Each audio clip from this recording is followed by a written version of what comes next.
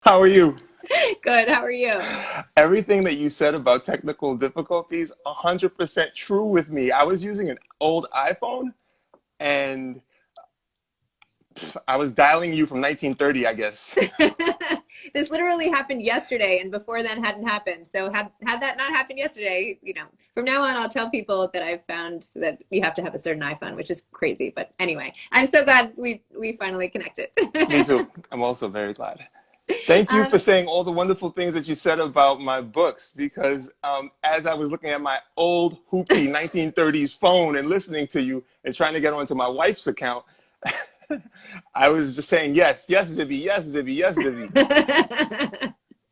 as I rambled and rambled, waiting for you, thinking, how long can I keep talking to the screen? Well, your rambling is better than my canned elevator pitches. So you got to train me how to ramble. Oh, well, I would like an elevator pitch, please, for your latest book. Tell Oh, awesome. everybody. I said a little bit about it, but probably not enough. So, do you happen to have a copy of it with you or not? Yes, I do. So I am Torrey Maldonado, and different book festival organizers will call me the Will Smith of middle grade writing because I'm a teacher. I'm also a parent. So all of my books are curse free and bomb chicky womp womp free. They're safe for kids to read and parent approved. My latest book is called What Lane? And here it is.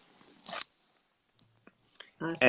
And we've all heard the term stay in your lane. And the question is, what does that mean? Stay in your lane. Um, Speaking of lanes, I like to talk about lanes, genres, books.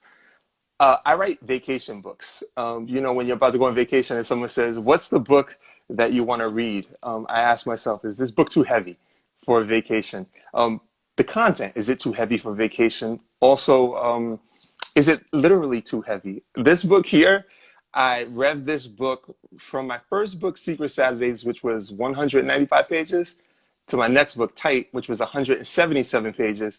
This book, there's a photo on Twitter of me balancing this book on one finger. It's 126 pages. So this is my type of vacation book. It's also a book that's close to my heart because my mom was magical to me, and books, I believe books are magic. And my mom and books both had a magical transformation and effect on me. Books took me from being a failing kid in a failing school in Brooklyn to becoming the first person in my family to go to college. That's a shout out to Vassar. Vassar, what's Woohoo! up? And um, so what I try to do is I try to write books that feel vacationy and make kids feel transported, yet at the same time give kids a magic that empowers them to have their own type of Harry Potter wand in real life so that they could use it in complex middle grade situations. So, what lane? This boy here, he's mixed. His name is Stephen. And people joke and call him Stephen Curry because he looks like a little Stephen Curry. And this book represents me because I'm mixed. My daughter's also mixed. My wife is Jewish. And so navigating a duality is something that I've been doing my whole life. And my daughter's navigating a duality. She goes to a private school where she's one of the only curly girls who looks like her. So when we talk about lanes, we're asking about duality. We're asking if you're in one space physically and mentally, and you have to go to another space physically and mentally, well, how will you be when you're there? How do you steer? Steer in the right direction? How do you steer clear of, you know, not feeling too great? So this boy, Stefan, he's switching lanes throughout the book. One of the reasons why I love this book is because you get the kid perspective, but you also get the parent perspective. All parents want to protect their kids. And in this book, Stefan's parents they really want to protect them. And the mom is my mom in the book in a lot of ways because my mom had a hard time letting go of me. And part of being a parent is protecting your child, like Stefan is protected in the book. And part of being a parent is letting your kid go and be exposed to certain things. And it's tough for her to do and it's tough for the dad to do, but it's part of the navigating process. So that happens inside the book. So in the book, you hear the mom, the white mom. You see her wearing many different hats. You see the dad wearing different hats. You see Stefan wearing different hats, and I would love to read because books for me are food.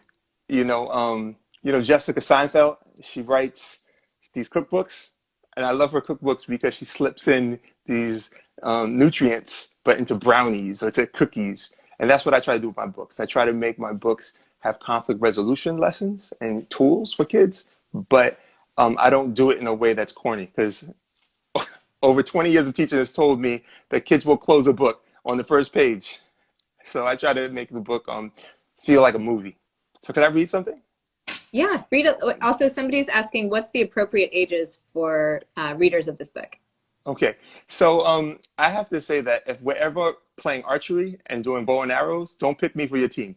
And the reason why is I aimed this book to be for sixth graders, for my sixth grade students, and I'm getting messages from librarians, K to 5 librarians, fourth grade, fifth grade, saying, "Oh my God, this is the perfect book for the pandemic because it's a family book that we should be reading at home with each other, and our kids are now forced to be in the house, and now we give them this fun book, and we get to discuss and have these rich conversations."